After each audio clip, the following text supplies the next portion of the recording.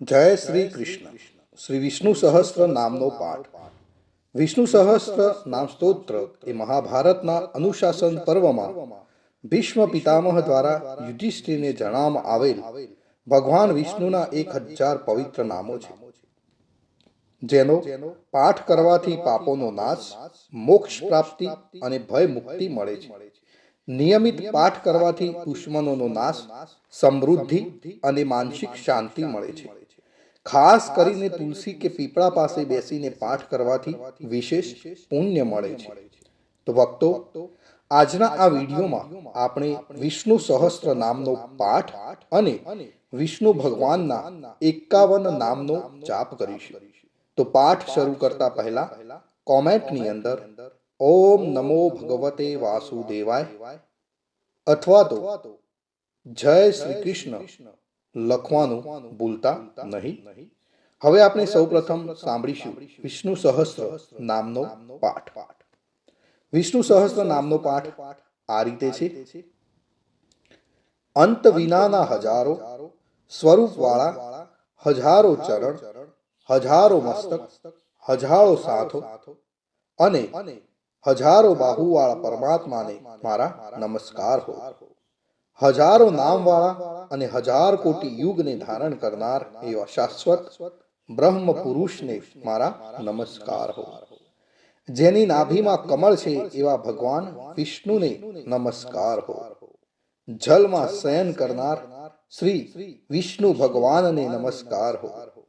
હે કેશવ, હે અનંત, આપને મારા નમસ્કાર હો. હે વાસુદેવ, આપને મારા નમસ્કાર હો. હે વાસુદેવ, આપની વાસનાથી એટલે કે વ્યાપકતાથી ત્રણેય લોક વાસના વ્યારા એટલે કે વ્યાપ્ત થયા છે અને સર્વ પ્રાણી પદાર્થના આપ નિવાસસ્થાન રૂપ એવા હે વાસુદેવ, આપને નમસ્કાર હો. બ્રહ્મ સ્વરૂપ અને ગૌ બ્રાહ્મણનું હિત કરનાર એવા દેવને મારા નમસ્કાર હો. જગતનું હિત કરનાર શ્રી કૃષ્ણ ભગવાનને મારા નમસ્કાર હો. ગોવિંદ સ્વરૂપને મારા નમસ્કાર હો. જેમ આકાશમાંથી પૃથ્વી પર પડેલું પાણી સમુદ્રમાં જાય છે, તેમ બધા જ દેવોને કરેલા નમસ્કાર ભગવાન કેશવ પ્રતિ જાય છે. જેમાં શ્રી હરિનું ભજન પૂજન થાય છે એવા આ માર્ગ નિષ્કંટક છે અને શ્રી હરિના ભજન પૂજન વિનાના માર્ગ ને કુમાર્ગ જાણવો. બધા વેદો જાણવાથી જે પુણ્ય થાય છે અને સર્વ તીર્થ યાત્રાથી જે ફળ મળે છે, તે સમગ્ર ફળ દુષ્ટોનો નાશ કરનાર શ્રી વિષ્ણુ ભગવાનની સ્તુતિ શ્રદ્ધાપૂર્વક કરવાથી મળે છે.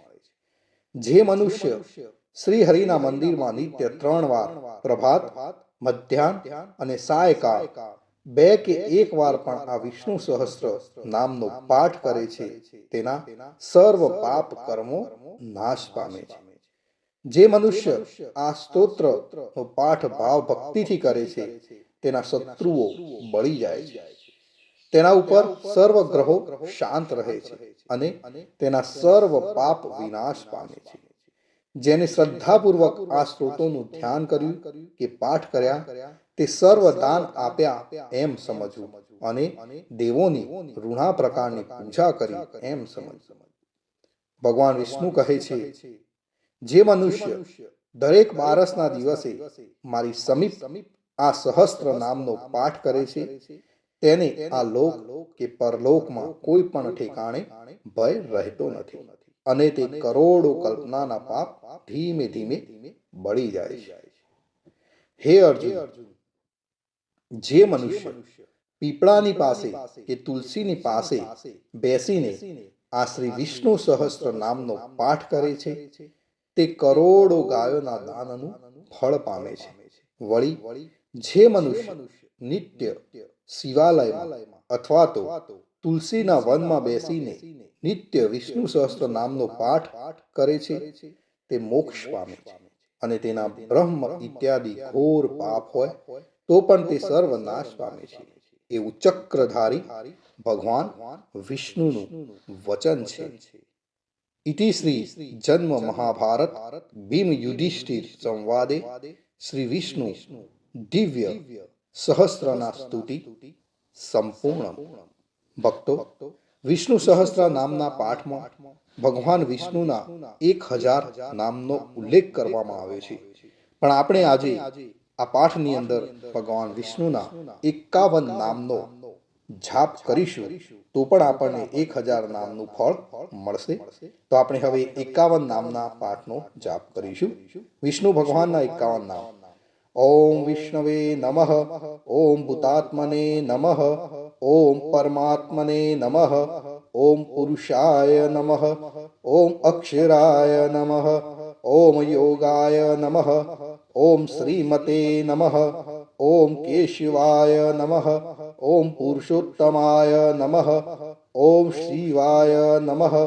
ઓમ સંભવાય નમઃ. ઓમ ભાવનાય નમઃ.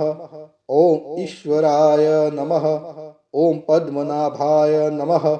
ઓમ અમરપ્રભવે નમઃ. ઓમ શાશ્વતાય નમઃ.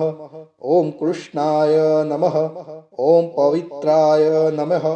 ઓમ પ્રાણદાય નમઃ. ઓમ પ્રાણાય નમઃ.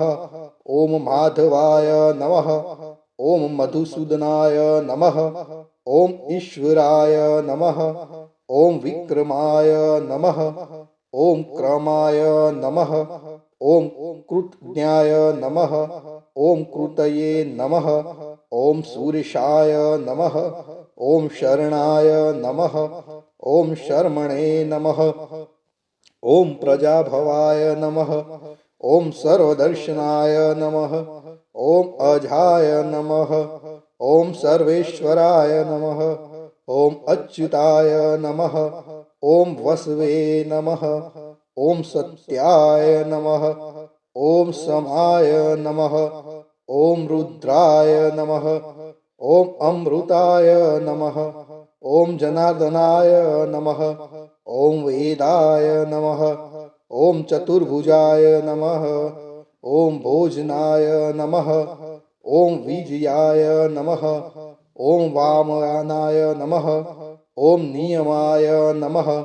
ઓમ યમાય નમઃ. ઓમ માધવાય નમઃ. ઓમ અનિરુદ્ધાય નમઃ. ઓમ ગોવિંદાય નમઃ. ભક્તો, અહીં આપણે વિષ્ણુ ભગવાનના 51 નામનો જાપ પૂર્ણ કરીએ છીએ. કોમેન્ટની અંદર જય શ્રી કૃષ્ણ લખવાનું ભૂલશો નહીં. આપ સર્વેને મારા જય શ્રી કૃષ્ણ, જય શ્રી કૃષ્ણ, જય શ્રી કૃષ્ણ.